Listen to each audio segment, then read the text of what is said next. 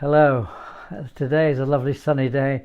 We had torrential rain yesterday, and our theme this week is chosen. We have had a family weekend up in Manchester where our grandson Reuben and his fiancée Mahar have had a special engagement celebration. Now, this may not be quite usual in a British context, but Mahar and her family are from Pakistan, and that is very important. The engagement is all equally important to the marriage, and so we were glad to be part of this because Mahar is just a lovely young lady, and we're just so pleased to see Reuben and Mahar make a commitment, and the whole thing of choosing. They've chosen each other, and the whole sense of choosing became in my heart as I say, Jesus said, you did not choose me, I chose you. And it's wonderful to be chosen because makes something special. And we do a lot of choosing in our lives, and we need to make sure that we make good and right choices. I'm very glad you chose me. Me too. Sometimes I think you didn't make a particularly brilliant choice because you've had quite a lot to put up with and cope with as God has been changing me. But there we go. You chose me, or He chose me for you and you for me. Amen. We've rubbed the sharp edges off each other. Yes, we've done that. Okay. Just thinking about this, I was thinking about Joshua saying, choose you this day whom you will serve. There is choice involved. It doesn't just happen. You choose to follow the Lord. You choose to make him Lord of your life. You choose to put him on the throne of your life and actually submit your decision making to him. He's not a dictator. He gives you free will, but his choice will always be the best. And even when you can't see that, if you've actually submitted your choices to him, he will always make that way smooth and right and the best. And I found that out all through my life. There are times when I want my own way, and that often leads to disaster. But when I let the Lord make the choices, he makes good choices. And something happened in many years ago, and someone actually made a choice of me, which was surprising. Years and years ago, in fact, Joyce and I met on a beach mission in North Wales. And I'd been there 1 year, and there was a lot of very high-flying people running the mission. The next year I came along, I just felt really as if all these kind of Cambridge, Oxford types. I felt a bit like the country bumpkin, and I was just there willing to do whatever I did. And we were meeting together, and a lot of these kind of high flyers weren't there anymore. I looked around and thought, what have we got here? And Di Lewis was the leader, and we were having our first team meeting, and we were sitting around, and he just, quite out of the blue, he just looked over at me. He said, "Charles, you will run the holiday club." This is the first I knew it, and I was kind of shocked on the one hand, but his belief in me actually was a life-changing experience. And choices as we go through life are life-changing. When God takes hold of our lives, it is life-changing. And so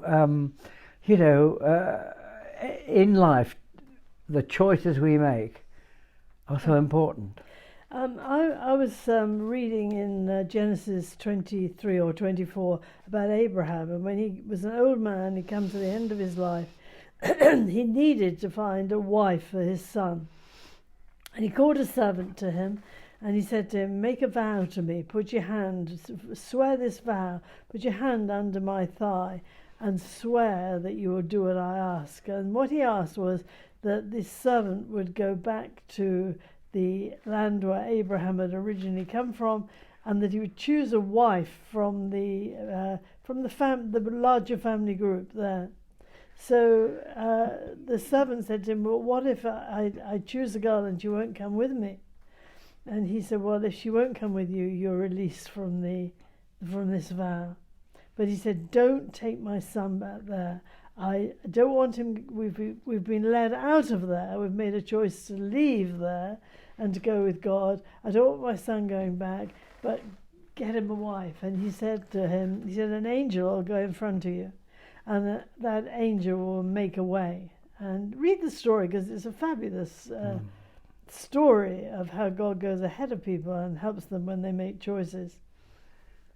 When our eldest boy was at that stage in life, he'd read a book called God is a Matchmaker, which was based on that story in Genesis, where God, if you submit your life to God and ask for him to actually choose that life partner, then he will do that. And the kids were teasing our son, saying, oh, you're a slob, you don't go out of your way to try and find a young woman, you just, you think everything's going to drop out of heaven at your feet. And he said, yes, I do.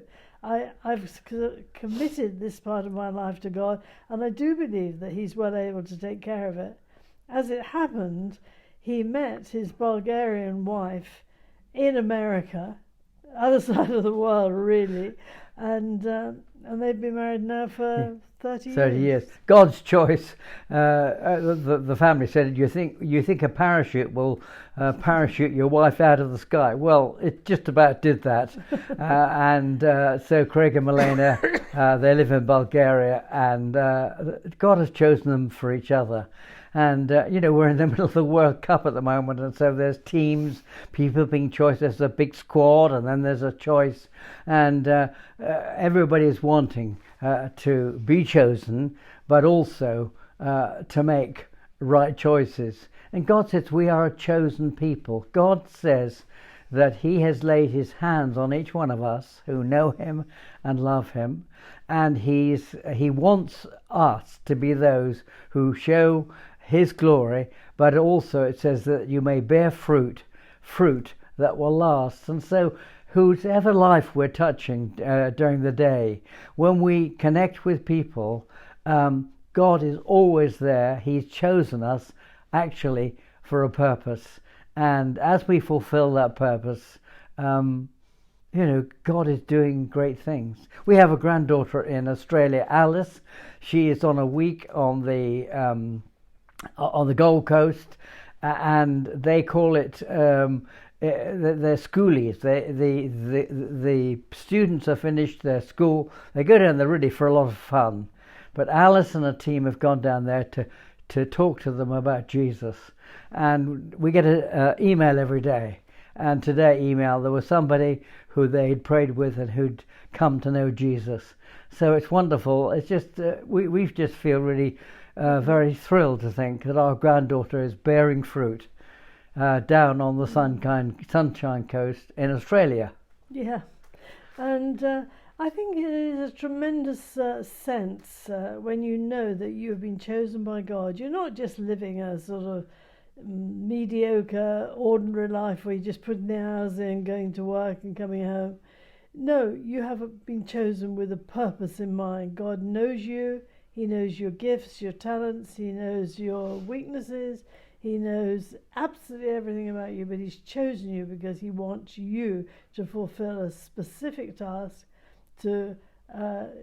in a specific place at a specific time. Yes, and you see, when we choose one another, it changes the whole course of our lives. And when God came and chose you and chose me, it changed the whole course of our lives. Amen. We just want to be living as chosen people. Amen. Amen.